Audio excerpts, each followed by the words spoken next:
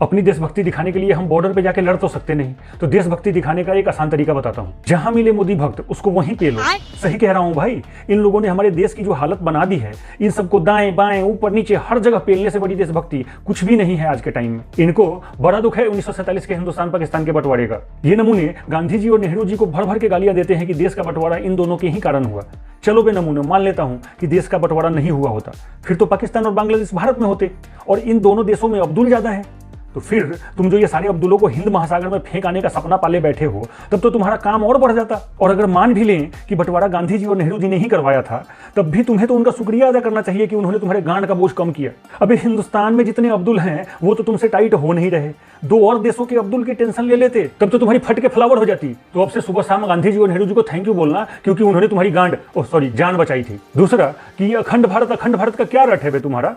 शुतुरमुर्ग होगा जो रेत में मुंह घुसा करके सपना देख रहे हो कि पाकिस्तान, बांग्लादेश, नेपाल, अफगानिस्तान, म्यांमार, श्रीलंका सबको जीतकर भारत में शामिल कर लोगे। अरे 11 साल हो गए, इतना सा पीओ के तो तुमसे वापस लिया ना गया, और अपने जिस लड़ाका के दम पर तुम ऐसे मुंगेरी लाल के सपने देख रहे हो ना, जाग जाओ गांड से अंधो, वो लड़ाका नहीं फुस पटाखा है। जब चीन ने हमारी जमीन पर गांव बसा लिए और अमेरिका ने हाथ पैर में जंजीर लगाकर हमारे लोगों को भेजा, तब तो तुम्हारे लड़ाका के मुंह से चीन और अमेरिका का नाम तक नहीं निकला। वो जीत कर देगा तुम्हें अफगानिस्तान। अरे पाकिस्तान बांग्लादेश तक तो ठीक है, अफगानिस्तान के पठान 7-7 फुट लंबे होते हैं, उनसे लड़ने जाओगे तो अपनी गांड हार के आओगे। अबे दूसरे देशों को बाद में जीतना, पहले गांधी, नेहरू और पटेल जितना देकर गए हैं उसको तो अपने साथ रखो। तुम्हें तो सारे पंजाबी खालिस्तानी लगते हैं, पूरा कश्मीर पाकिस्तान लगता है, तमिलनाडु, केरल, कर्नाटका, आंध्रा, इन सबों पर तुम्हें हिंदी थोपनी है। तुम्हारे हिसाब से पूरे झारखंड और छत्तीसगढ़ में आदिवासी और नक्सली भरे पड़े हैं, सारे बंगाली बांग्लादेश से भाग कर आए हैं, बिहार तुम्हें अनपढ़, जाहिल और बदबूदार लेबरों से भरा नजर आता है, नॉर्थ ईस्ट के लोग तुम्हें चिंकी, नेपाली, चाइनीज और मोमोज वाले लगते हैं।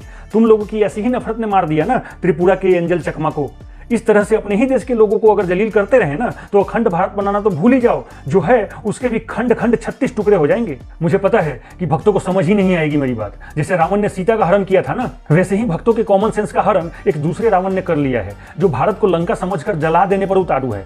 मगर जब तक हम जैसे लोग हैं, ना तो भारत को लंका बनने देंगे और ना ही इसे जलने देंगे। तो भाई लोग, बात भक्तों के पेलने से शुरू हुई थी, तो कमेंट बॉक्स में हाजिरी लगाओ और बताओ कौन कौन भक्तों की पेलने वाली टीम ज्वाइन करना चाहता है।